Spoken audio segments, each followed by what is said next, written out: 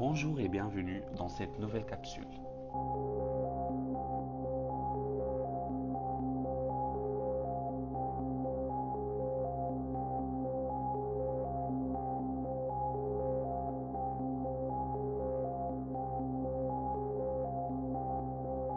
Ce n'est pas un épisode comme les autres.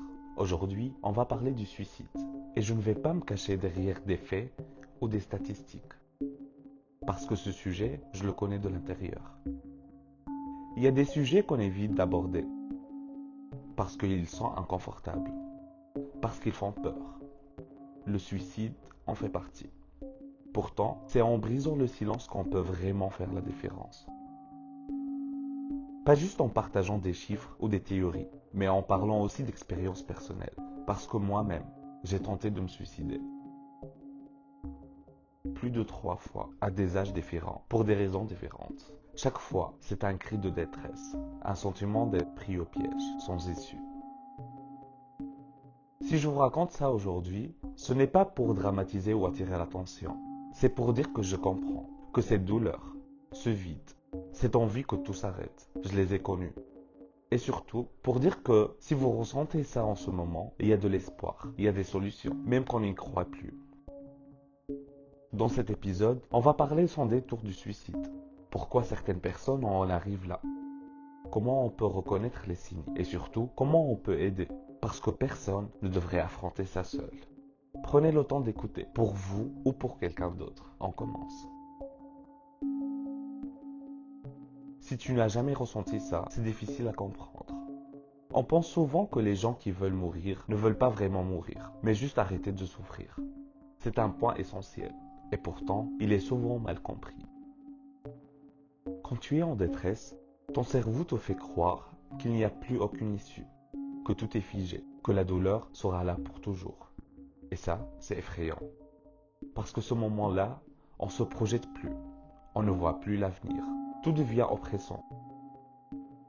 Et la seule échappatoire qui semble exister, c'est la mort. La vérité est qu'il n'y a pas une seule réponse. Chaque histoire est différente. Mais ce qui revient souvent, c'est un mélange de plusieurs éléments. Comme une dépression sévère, qui n'est pas juste une tristesse, mais une maladie qui vide toute envie de vivre. Des traumatismes et violences, comme le harcèlement, les agressions, les abus. La solitude extrême, ce sentiment d'être invisible, incompris ou abandonné. Une pression énorme, qu'elle soit sociale, professionnelle ou familiale. Parfois, on a juste l'impression de ne jamais être assez bien. Et puis, il y a un facteur dont on parle peu, la fatigue. Pas juste une fatigue physique, mais une lassitude profonde. Un épuisement de l'âme. C'est ce qui rend le suicide si dangereux. Ce n'est pas qu'on veut mourir, c'est qu'on ne voit plus comment vivre. Ce n'est pas une question de volonté, ce n'est pas un manque de courage, c'est une douleur qui dépasse tout. Le problème, c'est qu'on ne prend pas toujours la détresse psychologique au sérieux. On entend des phrases comme « c'est dans ta tête »,« tout le monde a des problèmes »,« tu as une belle vie, pourquoi tu seras déprimé ?» Mais la santé mentale, c'est aussi important que la santé physique. On ne dirait jamais à quelqu'un avec une jambe cassée de se ressaisir. Pourtant, quand c'est invisible, on pense que ça n'existe pas. Et c'est dangereux, parce que ça pousse les gens à se taire, à ne pas demander d'aide. Et c'est comme ça que le pire arrive. Un autre problème aussi, c'est que beaucoup d'idées fausses entourent le suicide. Des phrases comme « c'est un acte égoïste ». Eh ben non, une personne suicidaire ne pense pas à elle d'abord. Elle pense souvent qu'elle est un point pour les autres. Si quelqu'un en parle, c'est juste pour attirer l'attention. C'est aussi faux. Parler de suicide est souvent un appel à l'aide. Il faut écouter, pas minimiser. Les gens qui veulent vraiment mourir ne préviennent pas. Eh ben non. Beaucoup expriment leur détresse avant de passer à l'acte. Il faut être attentif. Alors, comment savoir si quelqu'un va mal? Il y a des signes qui peuvent alerter, comme un isolement soudain, un manque d'intérêt pour des choses qu'il ou elle aimait avant. Des phrases qui peuvent sembler anodines, mais qui trahissent une souffrance. Vous serez mieux sans moi. Une tristesse intense, mais aussi parfois un calme soudain après une période de grande détresse, comme si la personne avait pris sa décision, ou mettre ses affaires en ordre, faire des adieux indirects. Si tu remarques ça chez quelqu'un, ne minimise pas. Il vaut mieux poser la question et avoir l'air alarmiste que de regretter après. Si quelqu'un autour de toi souffre, voici ce que tu peux faire. Écouter sans juger. Parfois, juste dire je suis là peut faire une énorme différence. Ne pas minimiser, éviter les ça va passer, où tu as tout pour être heureux. Encourager à demander de l'aide, un ou une professionnelle, une association, une ligne d'écoute.